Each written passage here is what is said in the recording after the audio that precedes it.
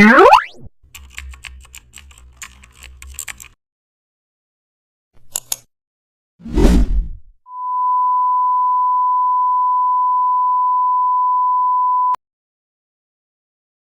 back to the channel. Don't forget to like, share, and subscribe. Creative shape-based typography poster in Photoshop.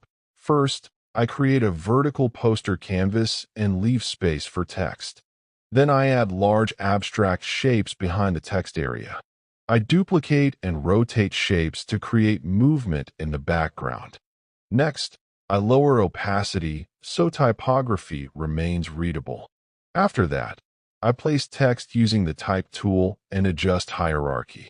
I align shapes so they visually support the headline. Then I zoom out to judge balance between text and shapes. Finally, I make small adjustments until the poster looks bold and clean.